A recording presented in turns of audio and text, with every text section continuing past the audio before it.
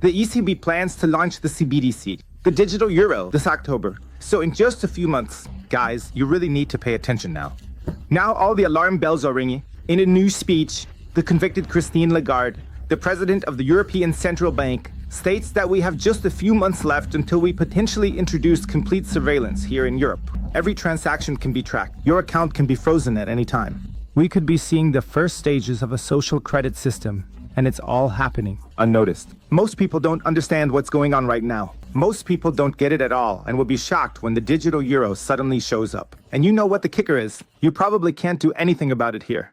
Just like in Germany, now with all the debt packages and the special fund. What most people don't want is still being pushed through before the new Bundestag is decided. A special fund has been rammed through. And the European Union, or rather, the ECB is really cranking it up here. So please write in the comments, who among you voted for Christine Lagarde? I definitely did not vote for her. I'm pretty sure that a lot of you also didn't vote for Christine Lagarde. And maybe some people here aren't even interested in such a surveillance currency. Because we're about to take a look at the speech. And then listen closely. This is now my task for you. Pay close attention to where the benefits for you lie. That means Christine Lagarde then talks for 2 minutes about the digital euro, the CBDC, and so on. And then listen closely to see if there are any benefits for you. But I'm giving you a spoiler alert here. No benefits are listed. The only advantage lies with the European Central Bank, because they can control you even better, monitor you even better, and steer you even better. In the worst case scenario, they could even introduce negative interest rates here. And a lot more. That means an extremely dystopian future is heading our way. And yeah, in the first throw, it won't be that bad at first. We're not going to start with the social credit system right away. But the crazy thing is, since it's centralized money and programmable money, a social credit system could potentially be introduced at any time. Even if a lot of people are saying right now, yeah, that's not the intention. It's clear, right now that might not be the intention. But we could definitely drift toward that. But hey, folks, soak it all in. Christine Lagarde, perhaps the biggest clown in the European Central Bank. Tell us what the digital euro is all about and why it is good for you.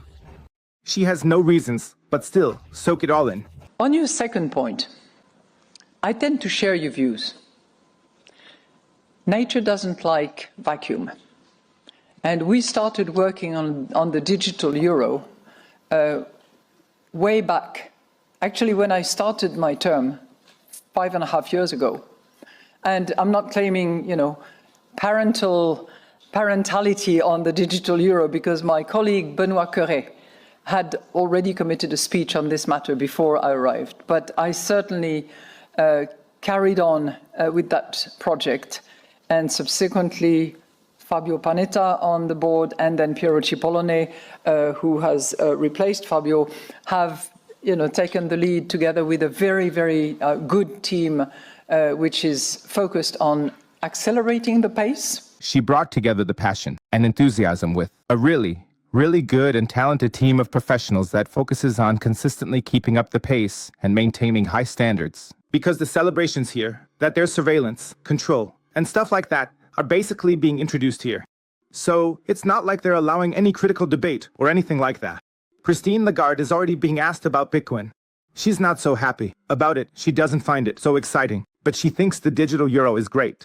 And then she just says, hey, we need to step up the pace now. And it's always sold to you like this, that this is a really important technology now. This is a super important technology. And we need to push this technology forward. Because if we don't, other countries are going to pass us by. But now here comes the important part. The USA has already banned CBDC. This means there will be no CBDC in the USA. That means that this technology that the ECB is working on is an outdated technology. It is not even a modern technology because the USA has already realized, hey, this is crap. Nobody wants this. Nobody needs it. So we really don't need to work on that at all. And really the relevant things like AI and Bitcoin and so on, they're totally missing the boat. They're only working on things where they benefit themselves. Completely self-serving, not considering at all what people actually want. And that's the big lie. Christine Lagarde always says here, yes, we also involve the people. We ask people what they want and so on. And they're just screwing things up. They don't even ask people what they want. They're just rolling out the CBDC without even asking if people want it at all. Or feel free to write in the comments who among you likes a CBDC. So I definitely don't want any part of that. But keep diving in and see what else you have to say. And hopefully campaigning enough with all the stakeholders, meaning European Parliament, meaning European Council, meaning European Commission, so that we can eventually, not put to bed, but put to reality this digital euro. The deadline for us is going to be October of 25, and we are getting ready for that deadline, but we will not be able to move unless the other parties, the stakeholders, as I call them, Commission, Council, and Parliament, actually complete the legislative process, without which we will not be able to move. And I think it is critically important, and it seems to the agnostic or the skeptics, it seems to be more relevant and more of an imperative now than ever before, both on the wholesale and on the retail level, both. I'll say it again. As I mentioned at the beginning, it's now the high ratio. This applies to both the competitive market and the retail sector, where strategies and operations are tailored to meet specific demands and challenges unique to each level. We actually want to meet the deadline and roll out the CBDC by October 2025. I'm not sure if that means it should be finished by October 2025 or if it should be rolled out by then. So I can't imagine we'll get that done by October. Honestly, the next problem is that they're so clueless. They can't really get it together. And that means, even if you wanted to monitor us, even if you wanted to control us, sometimes I wonder if they're even competent enough to set up the CBDC in a way that actually works. I've also talked to some insiders from the banks, and so on. It's not that easy because they want to ensure offline payments, and who knows what else. Well, it's not that easy. It seems to me that the deadline is really, really tight. But in any case, it means that there could be a big move this October. But hey guys, you don't need to worry. I don't expect them to be done by October. And now the whole speech is over, where they talked about the digital euro. And now a question for you all. Did you really pay attention? Where were the arguments and the pros for why the digital euro should be good for you? Why it should be good for me? Why it should be good for Germany? For the European Union? Let me know if you picked up anything here. I didn't pick up anything here. The only thing I heard here is that they keep repeating, yeah, digital euro. The euro is important. We need to do it quickly, super awesome. And hey, we're so great, and it's such a fantastic team. And hey, so awesome and whatever. And we're the best and awesome, yeah. And that's the only thing I've heard. But the thing is, there aren't any real facts coming out here. No solid arguments. Like saying, okay, it's faster or something, because we already have digital money. We already have PayPal, we already have credit cards, and so on. We can already pay digitally. We also have Bitcoin and so on. That means we can bet on Bitcoin. But no, we are not betting on Bitcoin. Instead, they prefer to go with some ultra shitcoin like the digital euro. There were also some really interesting assessments online. For example, someone here writes that the convicted, in parentheses, criminal head of the ECB, Christine Lagarde, announces that the digital euro is set to be introduced in October 2025. This opens the door wide to total surveillance. The people have been opened up. Dystopian conditions would be the result. Financial freedom, goodbye. And that's why it's important to focus on Bitcoin right now, because Bitcoin really offers that financial freedom. So, in my opinion, it's also, let's say, doomed to fail. And this will only further strengthen Bitcoin and things like that. We're seeing it in a lot of countries that CBDCs are being rejected. What's being said by the people is simple. Hey, we don't want this. There have already been several pilot projects. The only place maybe is China, where people actually seem to want to be monitored in some way. Or something like that. I don't know. The population doesn't really seem to stand up against it. Or something like that. But I'm not a China expert or anything. I have no idea how that works exactly over there. And the thing is, there are now two ways to introduce a CBDC. She's already talking about wholesale and retail CBDCs, meaning it will affect retailers just as much as institutions and so on. And now we really need to look at the USA. Because in the USA, there's officially the executive order that no CBDCs are allowed. That means Donald Trump said, no, we're not doing CBDCs. We've got Bitcoin and so on. By the way, since we're talking about the ECB, check this out. I just have this water jug here. It's just water in there. And now I have a lid up here. And I can just easily take the lid off. Now take a look at this. Here, there's actually a lid without any plastic connection. And it all works great outside the EU. And we don't need a control and nanny state telling us what to do, like having regulations on plastic lids or whatever plastic stuff. I'd say this is real freedom, just a lid and just personal responsibility. We don't need a guardian like the ECB or the EU or anything like that telling us what to do. But that just came to mind again in this context. Super cool. Just unscrew the lid, put it back on, unscrew it, put it back on, unscrew it, put it back on. Just awesome.